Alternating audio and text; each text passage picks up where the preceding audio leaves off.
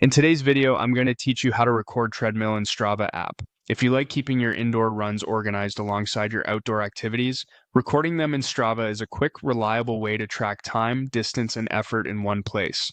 I'll walk you through the essentials so you can start a treadmill session with confidence. First, open the Strava app on your phone. Give it a second to load your feed, and make sure you're on a stable connection so everything syncs smoothly later.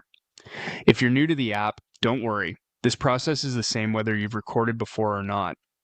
Next, tap the record option. On most screens, you'll find it as a prominent button at the bottom. This takes you to Strava's recording screen, which is designed to keep everything you need right in front of you. You should see a large start button in the center and near the top or corner the current sport type that Strava is set to use. Before you begin, choose the correct sport by tapping the sport type. A list of activities will appear.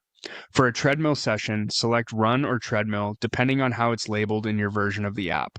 On some devices, you may also see an indoor option or icon. If it's visible, make sure the activity reflects that you're running indoors, so Strava prioritizes time and movement from your phone's sensors rather than GPS. If you don't see an indoor toggle, that's fine. Selecting Run for a treadmill workout is perfectly acceptable, and many people do this without any extra changes.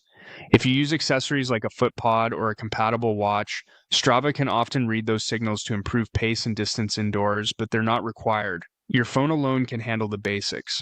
Just keep in mind that treadmill displays and app estimates can differ slightly, and that's normal.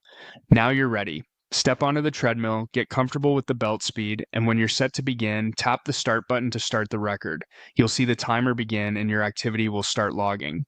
Keep your phone secure in a pocket, armband, or a safe spot on the treadmill console so it can capture consistent movement data while you run.